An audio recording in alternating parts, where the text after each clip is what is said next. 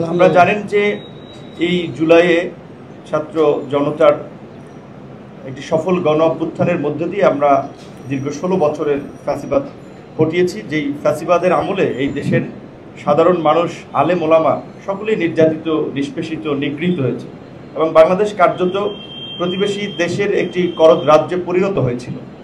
তো সেই জায়গা থেকে আমরা মনে করি যে এই দেশের কিছু মৌলিক সংস্কার ব্যতীত যদি আমরা একই পথে চলি তাহলে আবার এই দেশে নানা ধরনের সংকট তৈরি হবে, স্বৈরাচার তৈরি হবে, ফ্যাসিস্ট তৈরি হবে।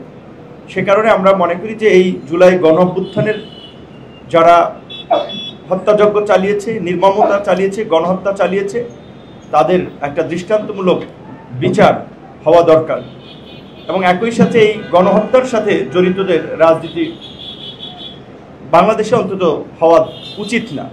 আমরা তো ইউরোপ আমেরিকার চেয়ে ধরেন বেশি উদার না বলতে গেলে আর কি বিশ্ববাসীর চোখে। সেখানে জার্মানিতে নাৎসিরা কিংবা ইটালিতে মুসলিনের পার্টির সেটাও কিন্তু নিষিদ্ধ হয়েছিল। সেই জায়গা থেকে আমরা এই গণহত্যাকারীদের রাজনীতি নিষিদ্ধের বিষয়েও আলাপ আলোচনা করে, যেটা পিসাবও বলেছে, এবং দ্রুত বিচার যতটুকু সম্ভব সম্পন্ন করা এবং একটা গতি আনা, এই বিষয়গুলোতে আলোচনা করে আমরা একমত হয়েছি। এবং ইসলামী আন্দোলন এবং গণ অধিকার পরিষদের দুটো রাজনৈতিক অবস্থান এটা অনেক আগে থেকে, বিশেষ করে এই সংখ্যানুপাতিক নির্বাচন বা পিয়ার পদ্ধতির নির্বাচন, আপনারা জানেন আমাদের দল ঘোষণা হয়েছে 21 সালে। সেই 21 সালে আমাদের 21 দফা কর্মসূচির ঘোষণাপত্রই আছে যে ভারসাম্যপূর্ণ সংসদের জন্য এই সংখ্যানুপাতিক নির্বাচন। এই বিষয়টা আমরা দুই দলই অনেক আগে থেকে একমত, আমরা বলে আসছি এবং আমাদের রাজনৈতিক অবস্থান আমরা এখনো বলে যাব, আমরা এই জায়গায় একমত আছি। একই সাথে আপনারা লক্ষ্য করেছেন যে এই গণ অভ্যুত্থানের পরপরে আমরা বলে আসছিলাম যে ফ্যাসিবাদী আমলে অনুষ্ঠিত স্থানীয় নির্বাচনগুলো যারা ভোট ডাকাতির মাধ্যমে জনপ্রতিনিধি হয়েছে তাদের বিরুদ্ধে ব্যবস্থা নেওয়া দরকার, নির্বাচনগুলো বাতিল করা দরকার। সেক্ষেত্রে স্থানীয় নির্বাচন অনেক ক্ষেত্রে আংশিক বাতিল হয়েছে, কিছু ক্ষেত্রে পুরোপুরি বাতিল হয়েছে এবং গত 8 মাসে স্থানীয় সরকারের প্রতিনিধি না থাকায় মানুষ কিন্তু ব্যাপক ধরনের সেবা পেতে ভোগান্তির শিকার হচ্ছে এবং কিছু লোক জোর জবরদস্তি করে এই সমস্ত জায়গাটা আধিপত্য বিস্তার করছে। সেই জায়গা থেকে আমরা বলছি এই স্থানীয় নির্বাচনগুলো হওয়ার মধ্যে দিয়ে জনগণ একটা স্বস্তি পেতে পারে। যেহেতু জাতীয় নির্বাচনের আগে সংস্কার হবে, তার জন্য কিছুটা সময়ের প্রয়োজন, জাতীয় ঐক্যমত্য প্রয়োজন, অন্তত তার আগে স্থানীয় নির্বাচনটা হতে পারে। এই বিষয়ে আমরা দুটো দল আমরা একমত হয়েছি।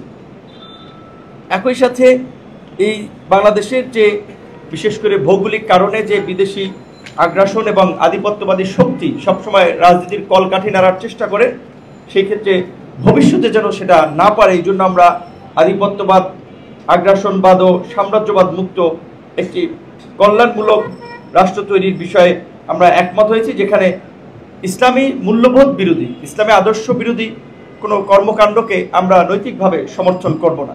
সেক্ষেত্রে ইসলামী আন্দোলনের পক্ষ থেকে এই নারী কমিশনের সুপারিশের বিষয়টি আমরা এখানে আলোচনা এসেছে। আমরা যদিও প্রতিবেদনটি পুরোপুরি দেখি নাই, তবে সেখানে যদি ইসলামী মূল্যবোধ আদর্শের সাথে সাংঘর্ষিক ইসলামপন্থী, ইসলাম বিরোধী কোনো বিষয় থাকে, সেটা তো আমরা নৈতিকভাবে ধর্মবিরোধী এবং অনেকে বলছে হিন্দুদেরও উত্তরাধিকার আইনের বিষয়ে আপত্তি আছে, সেই বিষয়গুলোকে আমরা সমর্থন করি না। এই বিষয়গুলোতে আমরা একমত হয়েছি।